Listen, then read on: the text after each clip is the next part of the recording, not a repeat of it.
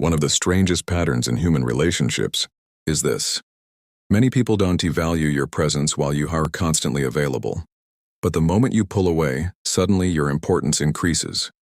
When you are always there, replying instantly, showing up whenever called, adjusting your schedule for others, forgiving mistakes quickly, people begin to see your presence as normal.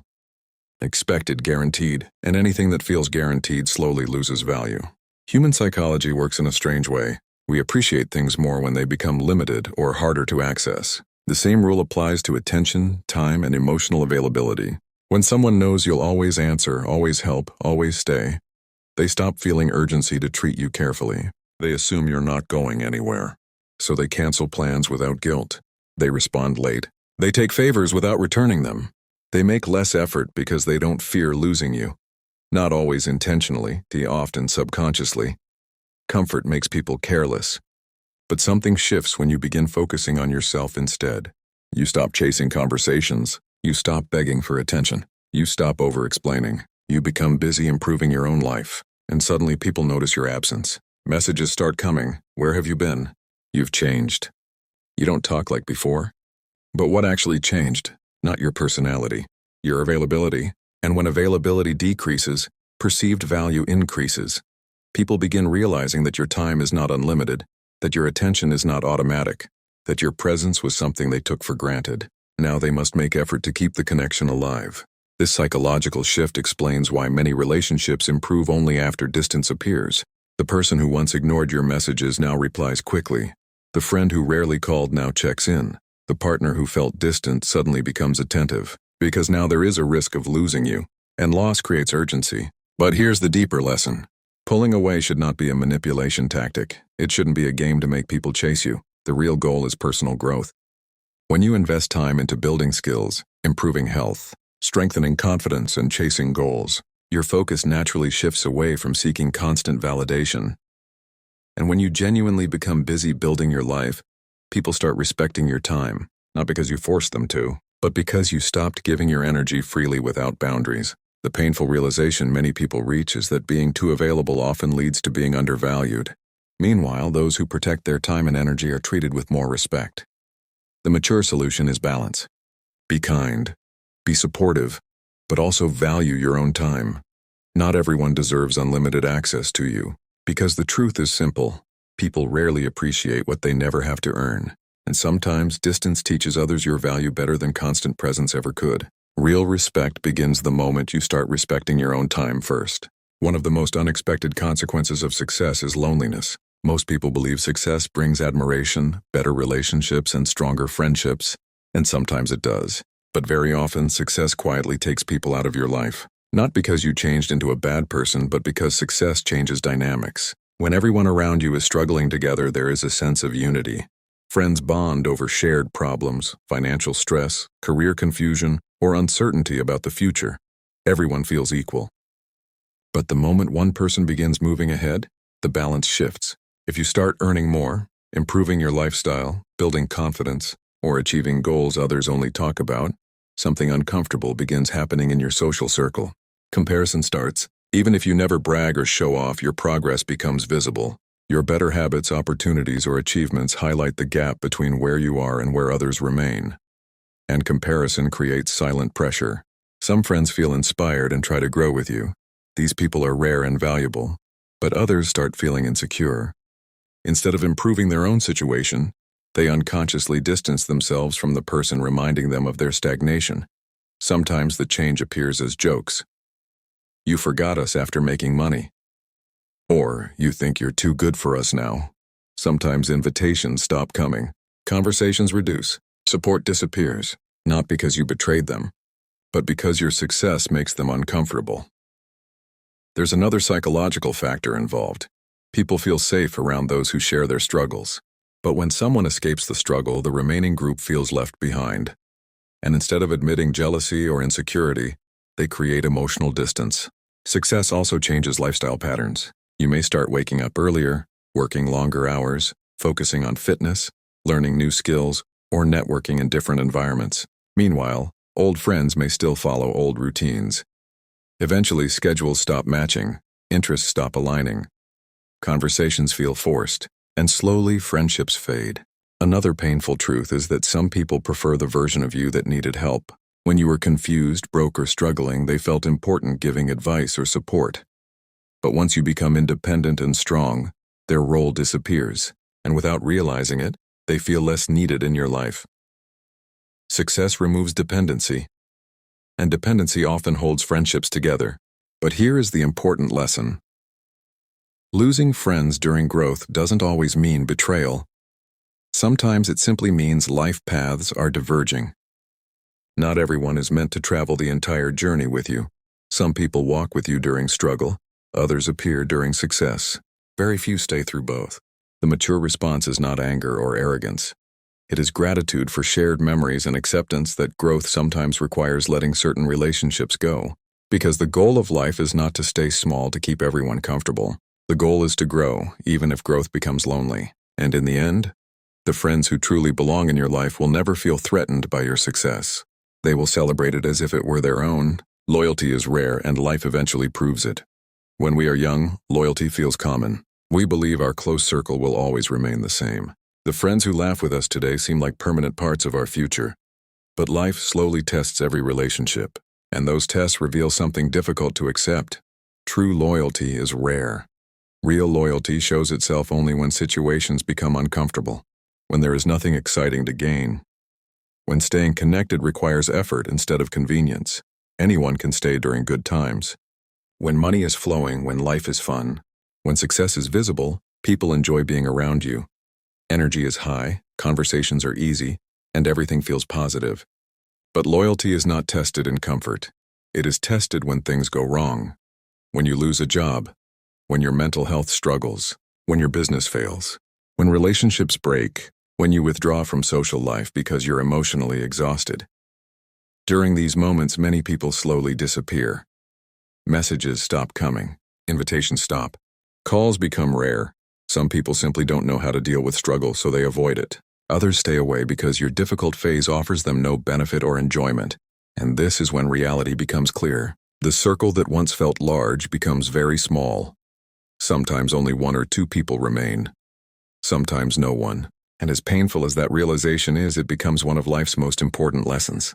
Because the people who stay during your lowest moments are the ones who truly care. They don't stay because life is exciting. They stay because the connection matters to them. They check on you without needing entertainment. They support you even when you have nothing to offer in return. And those people are rare. But there is another side to loyalty many people misunderstand. Loyalty does not mean tolerating disrespect, manipulation, or constant negativity. Staying in unhealthy relationships is not loyalty. It is self-neglect. Real loyalty exists where respect exists on both sides. Another hard truth adulthood teaches is that loyalty cannot be forced. You cannot beg someone to stay loyal. You cannot convince someone to care, and you cannot hold people emotionally if they don't want to remain in your life.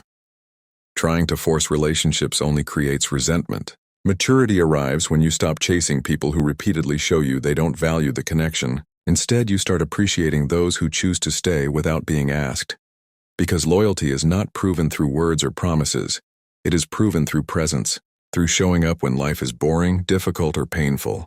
And over time, you learn something simple, but powerful. It is better to have one loyal friend than 10 temporary ones. Because in life's hardest moments, numbers don't matter. Only presence does. Not every harmful person in your life looks like an enemy. Some sit right beside you, laugh with you, and call themselves your friend. The danger is that toxic friendships rarely begin with obvious warning signs. Most unhealthy relationships start normally, even warmly. Over time, small patterns appear, but they're easy to ignore because emotional attachment blinds us. One dangerous type is the competitive friend. This person turns everything into a comparison. Your success becomes their challenge. Your achievements feel like their defeat. Conversations slowly become contests about money, status, appearance, or opportunities. Instead of celebrating your wins, they measure themselves against you. Over time, friendship becomes rivalry, and rivalry silently destroys trust. Another harmful type is the negative friend. No matter what goal you share, they find reasons why it won't work. They discourage risks, mock ambition, and constantly focus on problems rather than solutions. Spending time with them drains motivation.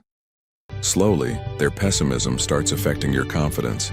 Dreams begin feeling unrealistic simply because of constant negativity. Then there's the opportunistic friend. This person appears only when they need something: help, money, advice, connections, or emotional support. But when roles reverse and you need them, they are suddenly busy or unavailable. At first you ignore it, but eventually you realize communication happens only when they benefit. Friendship becomes one-sided. Another dangerous personality is the secret hater. This friend supports you in front of others but criticizes or mocks you behind your back. They smile at your success publicly yet secretly feel satisfied when you struggle. Their jealousy is hidden behind politeness, making them difficult to identify until betrayal becomes obvious. Then comes the energy drainer. Every interaction revolves around their problems. They complain constantly but never try to change their situation. They rely on you emotionally but rarely offer support in return. After meeting them, you feel mentally exhausted instead of uplifted. And perhaps the most subtle danger is the comfortable friend who keeps you stuck. This person isn't toxic or jealous, but they resist growth. They prefer routines, safe choices, and familiar habits. Whenever you try to improve your life, they encourage staying comfortable. Without realizing it, they keep you in the same place because change makes them uncomfortable. The truth is, not all harmful friends intend to hurt you. Many simply operate from insecurity, fear, or selfishness without realizing the impact. But intentions don't erase consequences. Keeping the wrong people around slowly limits your potential, drains emotional energy, and holds back personal growth. Maturity comes when you start evaluating friendships honestly. Not everyone who has history with you deserves a permanent place in your future. And sometimes, protecting your peace requires reducing contact with people who quietly harm your progress. Because the people closest to you shape your mindset, confidence, and direction in life. Choosing the right circle is not betrayal, it's self-respect. At some point in life, usually after enough disappointment and experience, a quiet realization begins to form. You don't actually need many friends. What you truly need is peace. In younger years, popularity feels important.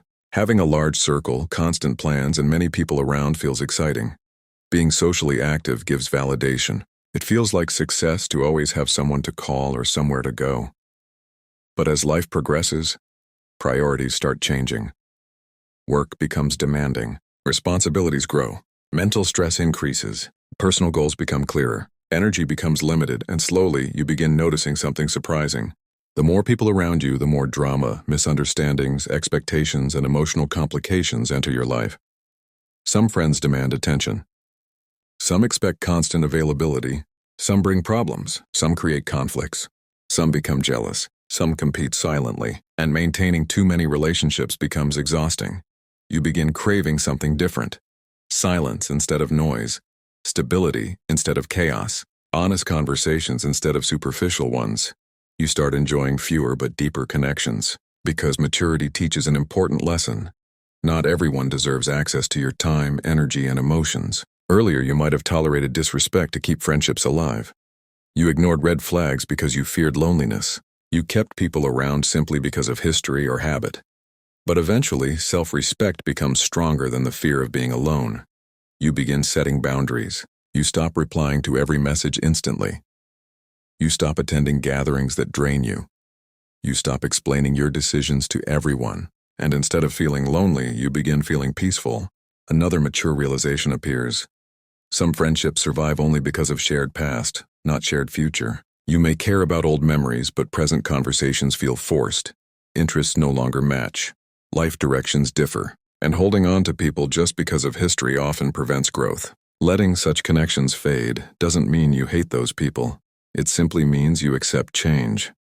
Real friendships don't require constant presence. Real friends understand distance, busy schedules, and personal growth. They don't compete with you. They don't guilt you for evolving. They support your happiness even if it reduces time spent together. And when you find such people, you realize something powerful. A peaceful life with 2 or 3 genuine friends feels better than a crowded life filled with shallow connections. Because peace becomes more valuable than popularity.